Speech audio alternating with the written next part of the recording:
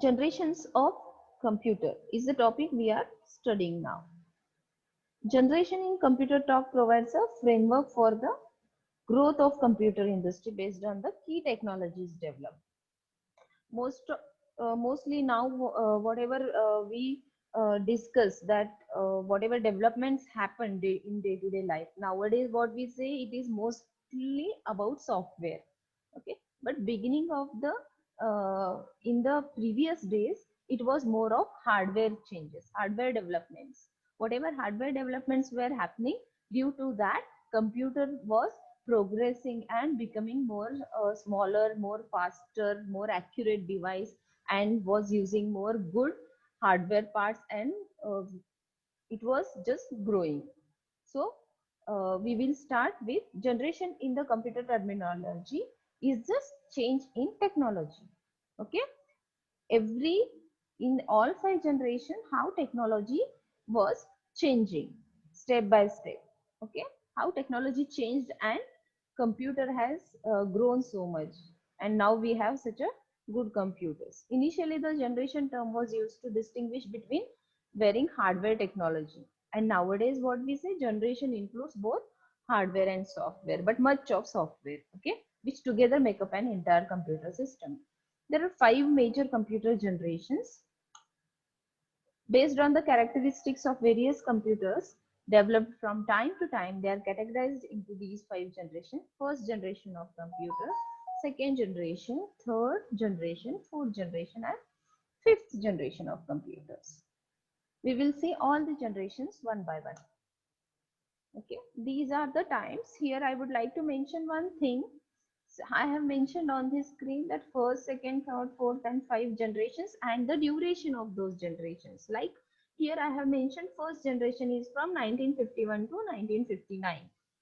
This clear idea of the duration of those around 10 years time is little bit varying in different books and different places. Okay, it is just around year we have mentioned here, because in few books it's mentioned like 1942 to 1955, and few places it is mentioned like 51 to 59. So whichever you are referring is okay, because all are nearly same. Fine. So all these generations we are just seeing year wise how they were. Main thing we have to consider here is what hardware components they were using and what software components they were using.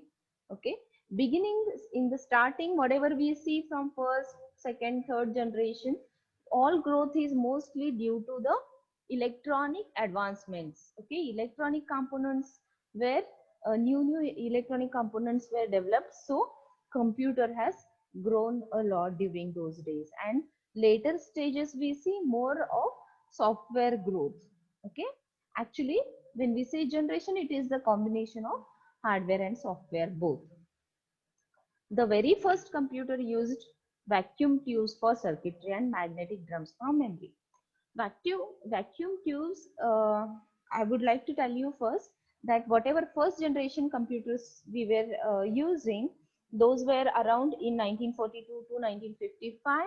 That duration computers we call as first generation computers. And during those days, the computer was such a huge, it used to occupy almost one building. Okay, one building it was occupying, means such a large space it had needed, because it was using whatever hardware devices it was using vacuum tubes. We can see here vacuum tubes means what, I will show you vacuum tubes picture. Wait, see, these are the vacuum tubes. You see our bulbs at home, you must have seen. In that it is first of all it is made up of glass, so it is fragile.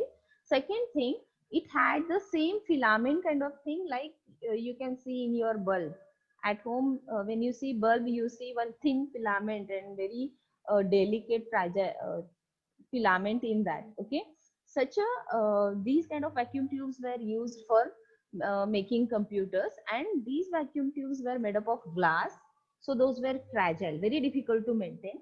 Second thing, they had a thin filament in them, which was uh, due to heat that used to break. So there was a big maintenance cost in first generation computers.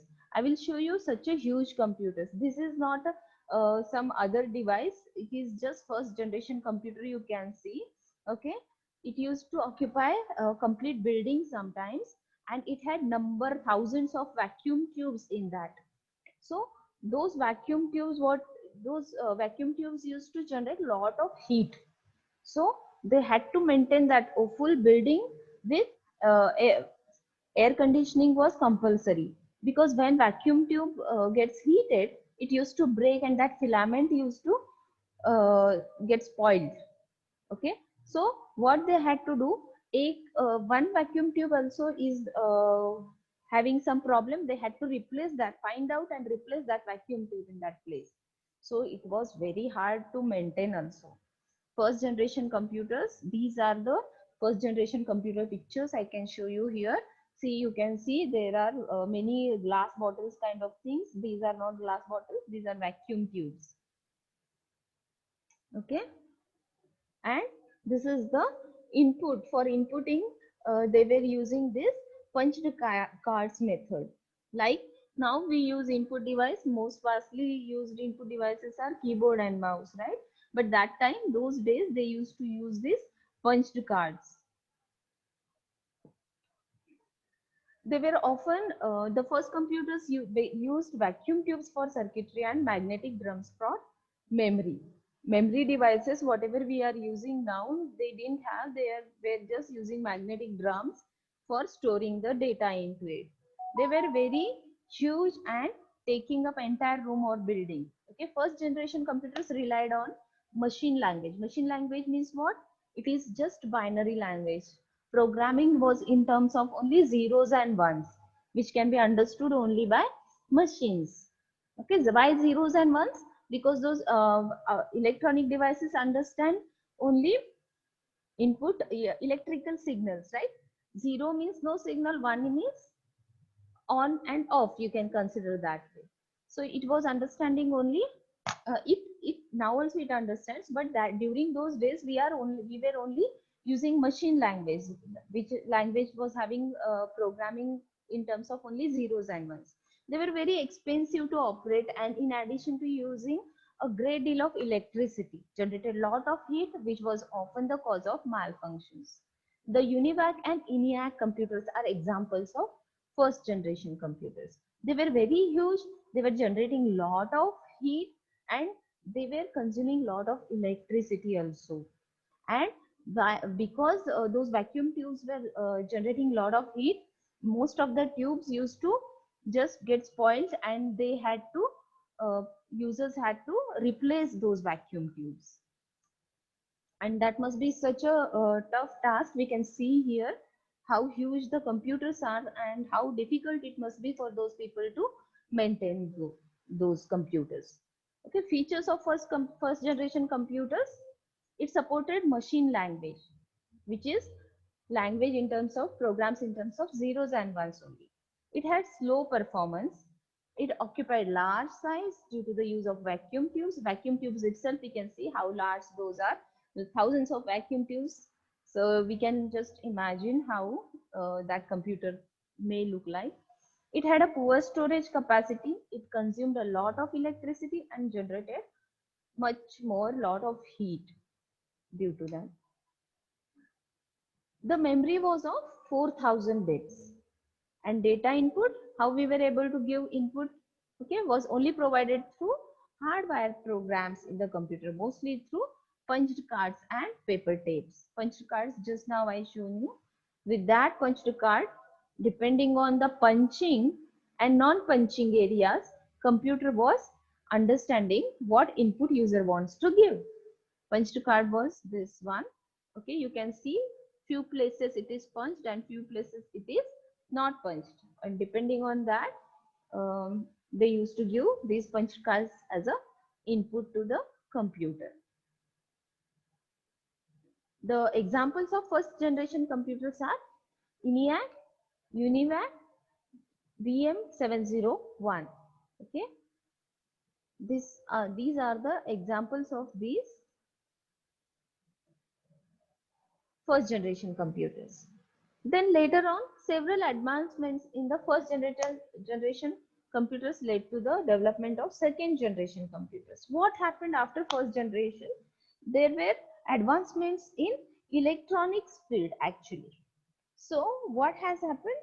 Electronics had field had got the transistors. Okay, they had new devices like transistors. So in second generation, instead of vacuum tubes in computers, we started using transistors. So many advancements happened in first generation of computer, and those helped us in our second generation. I will just take you through first generation once again.